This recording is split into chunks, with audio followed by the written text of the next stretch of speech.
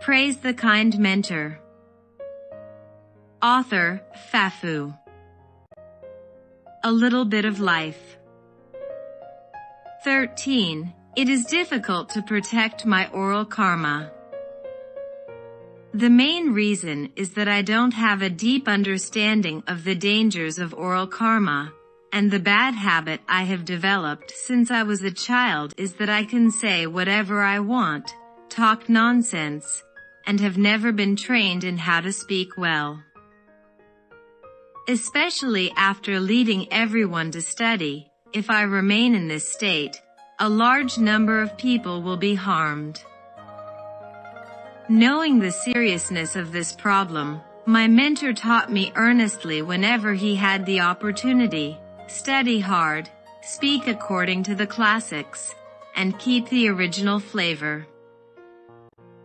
Study and train before you think twice, that is, think before you do it, or even think about it repeatedly. Let's talk after confirming. I have restrained a lot now, and I dare not say anything if I am not sure. 14.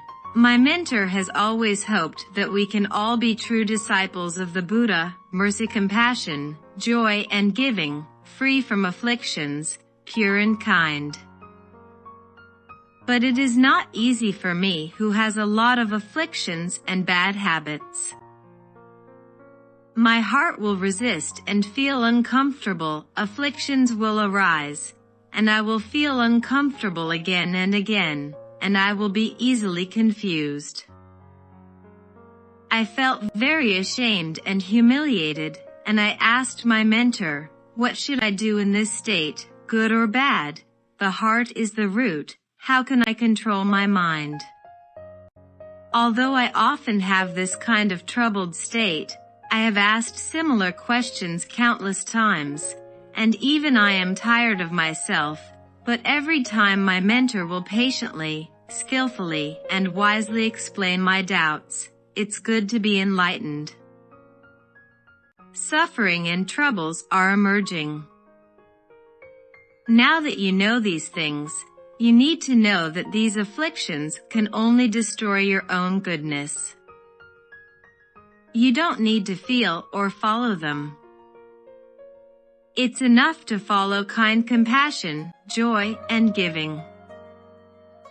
Other people's bad things, the one who needs us to accompany him is accomplishing our Buddhist path, so we should be grateful. The mentor's words have a special blessing power, which can refresh my mind and body immediately, and I have a strong mind to follow the teachings. I have always been ambitious, thinking that it would be easy to sow the Dharma into the hearts of sentient beings, but then I found out that I was wrong. Because what all living beings love is eating, drinking and having fun, not the Dharma. I found that it is easy to read the scriptures and recite the words, but it is still difficult to truly arouse the heart to uphold each sentence of the Dharma. Especially for sentient beings like me who were born in the end of the Dharma and have no cause to be separated from the Buddha Dharma, it is very difficult to truly accept and uphold any sentence of the Buddha Dharma. I am grateful to my mentor, time and time again. When I am confronted with afflictions and obstacles, he not only helps me get rid of the affliction fever and establish the right view, but also allows me to plant the cause of accepting and upholding the Dharma with all my heart. What a rare and wonderful thing. Because this means that in the future, when the karma and fate are in harmony, I can naturally receive and uphold the Buddha Dharma. Especially when I find it more and more difficult for me to do anything good, and I don't have any good causes or conditions. How grateful I am to my mentor for his compassionate companionship. In order for me to plant the good causes of each time, He often encourages me and even praises the good vows I made, so that I can happily plant every good cause. He is so busy, but for every good wish I send, he will reply every time, at least the picture of shaking hands.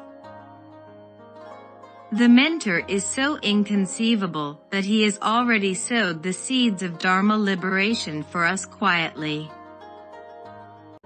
It is just whether we have realized it during the process of being assimilated by the mentor.